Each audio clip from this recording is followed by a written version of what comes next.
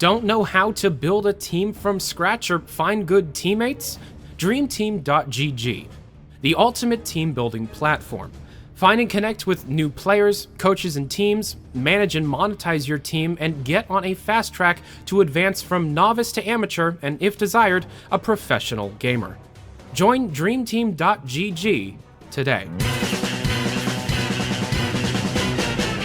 To open, since the last TFNN video, there has been one single update, and a small one at that. Pushed on February 14th, Jungle Inferno has ended, and to take its place was a smaller contract pass that allows players that didn't participate in the contracts to play specifically that portion of the original update. The Jungle Inferno maps were moved into their respective game modes in casual, and now the community starts to wait. Unfortunately, there is truly no information on the next major update, aside from the knowledge of the next heavy class pack and the competitive changes that weren't pushed with Jungle Inferno. Hopefully the team does not take as long as they did between Meet Your Match and Jungle Inferno. I will continue to request community questions to be answered, so you know what? Post your questions in the comments down below. In fact, every future episode of Team Fortress News Network, feel free to ask any questions that you have for the team. I will then create a list of the most asked questions and send them over to the Team Fortress team. Whether or not they're answered, we'll just have to see. The other thing the team did this month was kick out nearly 20,000 idling accounts, causing the concurrent player numbers to drop dramatically. Now, while not officially commented on by the team, a few weeks following the drop, the economy started to feel the hurt. Keys, which at their peak were almost at 40 refined each, are now down to 32 due to the lack of idle farms. Now, in the long term, this is likely going to improve the economy if and only if the team is able to combat the deflation with interesting updates, generating items through organic gameplay. However,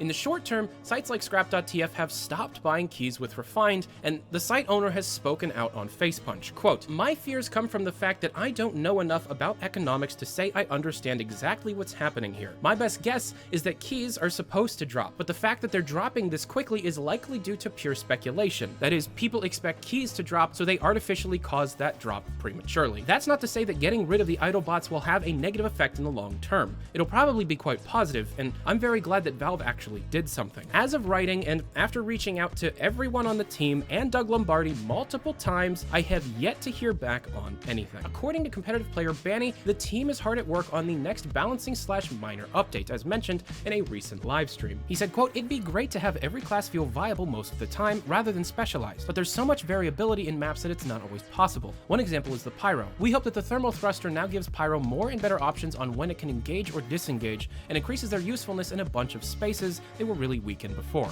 I'd like to see more design in that direction for other classes, but without risking homogenization."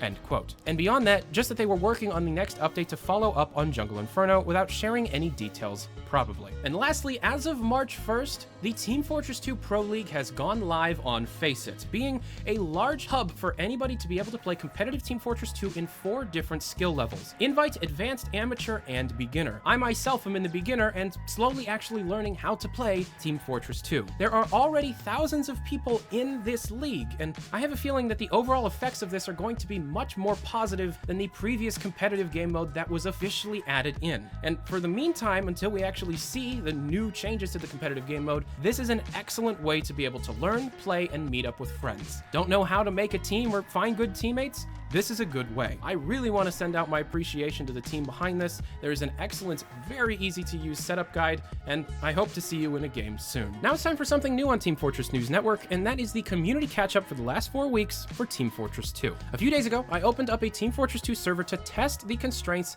of an upcoming project, and through that, I had far more time to try out many maps uploaded through the workshop, including Payload Haywire, by far my favorite community map I've played in some time. Essentially, it's a payload map made within the theming of 2 Fort. Interestingly, classic Team Fortress 2 is not a look used properly very often. Usually, maps take on massive new themes with large asset packs, and although there is a place for something like that, the simplicity of the original TF2 maps is usually unmatched, with people attempting and kind of looking empty or amateur. Haywire is an exception. It looks simple, but perfectly from 2007, and in my unprofessional opinion, if this had launched in retail back then, it would have fit. With that being said, there are a few problems. The map is nearly silent with very little ambient sound going on, and the final spawn is far too close to the point, causing last to feel a bit unbalanced. However, there is not a single other problem area. Open play areas, flank routes with an understandable and uncomplicated layout, and to be honest, I bought the server in the first place to play this map with other people. And I swear, with just a little more refinement,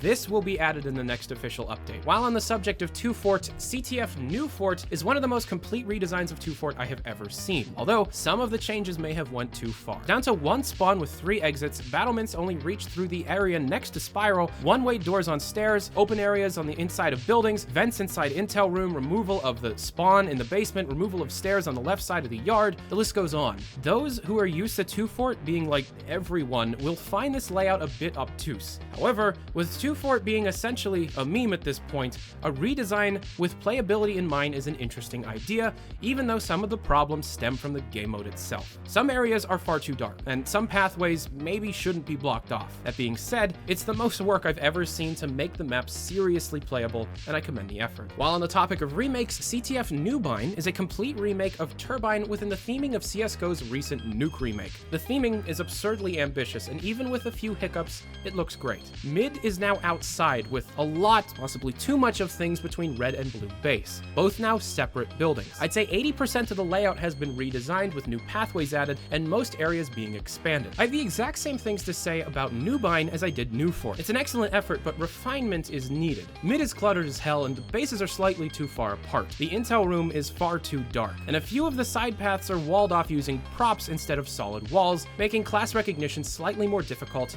in some situations. CP Amalgam is a map recommended to me through a recent live stream, and although it houses some odd design decisions, I feel that with enough attention and care from both the creator and the community, it could really be something to behold. Being a really simply themed 3CP map, the entire layout and scale of the map makes the player appear smaller than normal, and due to the scale and open design of even the inside areas, battles are intense, regardless of class composition. Out of the 3 points, both horizontal and vertical mobility are accounted for, with a surprising number of flanks, and this map is criminally underrated. And all of the links to these workshop submissions are down in the description below, and I am personally running 2 servers with all of the maps talked about today, IPs down in the description below. And as far for any questions that you might have for the official Team Fortress 2 development team, put them in the comment section below. I'm serious when I say I'm going to look for all of the most frequently asked questions, write them up in an organized manner, and send them over to the team. Whether or not they're actually answered is up to the team itself. If history has anything to say, we might not be hearing anything, but, you know, it's worth a shot.